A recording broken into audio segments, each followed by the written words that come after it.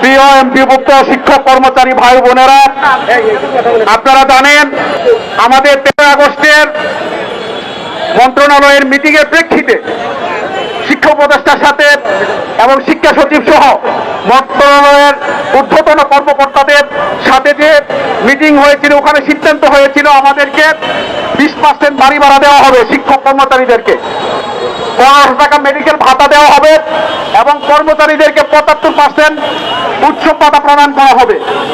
সেই অনুযায়ী আলোচনার প্রেক্ষিতে আমরা ওখান থেকে এসে আমাদের লক্ষাধিক শিক্ষকের কর্মসূচি আমরা স্থগিত করে চলে যাই। পরবর্তীতে মন্ত্রণালয়ে আমরা একাধিকবার গিয়েছি, 2 সচিব এবং উপদেষ্টা মহোদয়ের সাথে আমরা সাক্ষাৎ করেছি, কিন্তু তাদের গতি ছিল একেবারেই মন্থর।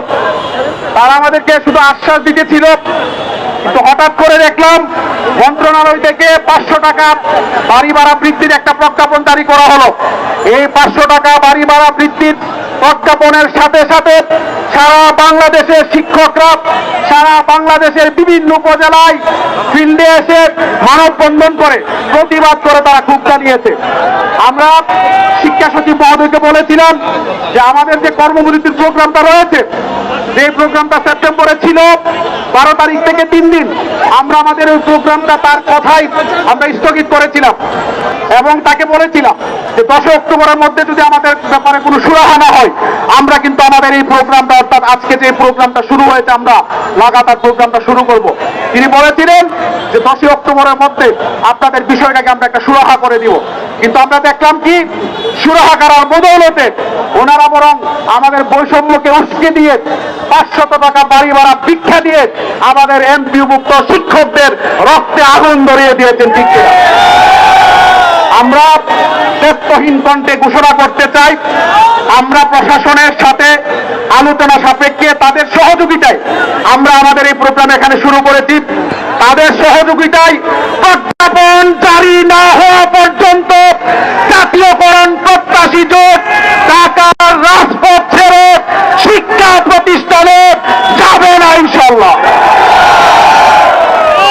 আজকে সন্ধ্যা পর্যন্ত সরকারকে সময় দিচ্ছি, যদি সন্ধ্যা পর্যন্ত সরকার আমাদের প্রজ্ঞাপন জারি না করে, আমরা আজকে রাতে আমরা ঢাকার রাজপথে সকল শিক্ষক রাত্রি যাপন করবো ইনশাআল্লাহ।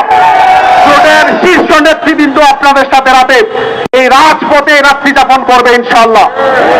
যদি আগামীকালকের মধ্যে প্রজ্ঞাপন জারি করা না হোক, আগামী মঙ্গলবার থেকে সারা বাংলাদেশে একযোগে সকল এমপিভুক্ত স্কুল, মাদ্রাসা, কারিগরি সকল এমপিভুক্ত শিক্ষা প্রতিষ্ঠানের পূর্ণ দিবস লাগাতার কর্মবিরতি চলবে।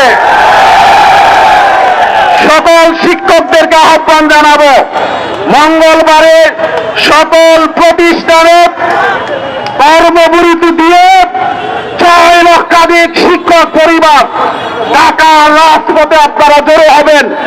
যতক্ষণ পর্যন্ত সরকারের পক্ষ থেকে প্রজ্ঞাপন জারি না হবে, ততক্ষণ পর্যন্ত যে কোনো ঝুঁকির বিনিময়ে এই কর্মসূচি চালিয়ে প্রজ্ঞাপন নিয়েই বিজয়ীর দেশে আমরা আমাদের শিক্ষা প্রতিষ্ঠানে যাব ইনশাআল্লাহ। সকলকে সংগ্রামী সালাম জানিয়ে সুশৃঙ্খলভাবে কর্মসূচি পালন করার জন্য অনুরোধ করছি। ধন্যবাদ।